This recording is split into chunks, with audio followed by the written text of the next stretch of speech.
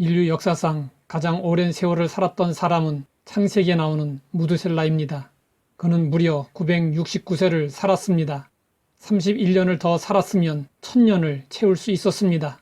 사람들은 재물과 부요와 존귀가 행복의 조건이라고 생각합니다.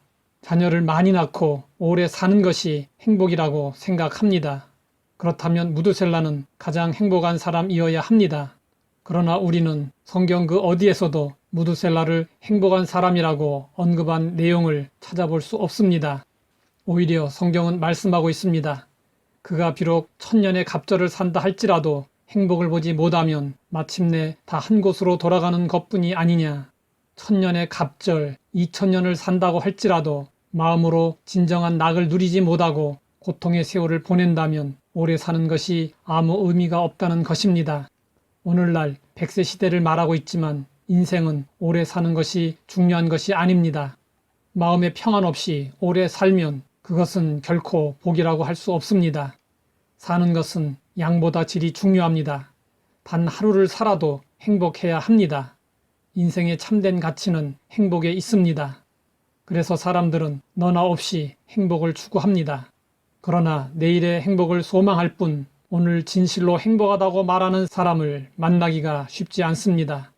많은 사람들이 인생을 논하면서 행복에 대한 다양한 의견을 제시했습니다. 독일의 염세주의 철학자인 쇼펜하우어는 행복에 대하여 이렇게 말했습니다.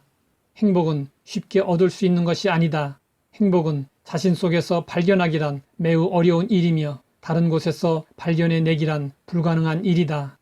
그는 염세주의자답게 행복을 낙관하지는 않았지만 그나마 자신 속에서 발견할 수 있다는 가능성은 열어두었습니다. 행복에 대한 자료들을 찾아보면 인생의 행복을 실제로 존재하지 않는 신기루라고 언급하는 글들을 종종 볼 수 있습니다. 인간의 욕망은 끝이 없고 채워지지 않습니다. 그러므로 물질적인 것을 통해 행복하려고 하면 행복은 신기루일 수밖에 없습니다. 간절히 원하던 것을 이루고 나면 행복이라는 신기루는 저만치 달아나 더 높은 곳에 나타납니다. 평생 신기루만 쫓다가 끝나지 않으려면 욕망을 다스리고 계속 마음을 비워야 합니다. 18세기 초에 영국의 유명한 문필가였던 조셉 에디슨은 행복한 삶을 살기 위해서는 3가지 요소가 필요하다고 했습니다.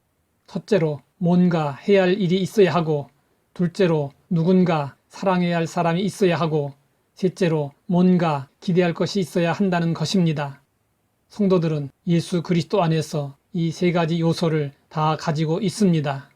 첫째로 우리에게는 뭔가 할 일이 있습니다. 우리에게는 먹든지 마시든지 무엇을 하든지 하나님의 영광을 위하는 분명한 목표가 있습니다. 이를 위해 우리가 해야 할 일은 먼저 그의 나라와 그의 의를 구하는 것입니다. 둘째로 우리에게는 누군가 사랑해야 할 대상이 있습니다. 예수님은 사랑의 대상에 대하여 말씀하셨습니다. 내 마음을 다하고 목숨을 다하고 뜻을 다하여 주 너희 하나님을 사랑하라 하셨으니 이것이 크고 첫째 되는 계명이요 둘째도 그와 같으니 내 이웃을 내 자신같이 사랑하라 하셨으니 이 2 계명이 온 율법과 선지자의 강령이니라. 우리는 주 하나님을 사랑하고 우리의 이웃을 사랑하며 살아야 합니다. 셋째로 우리에게는 뭔가 기대할 것이 있습니다.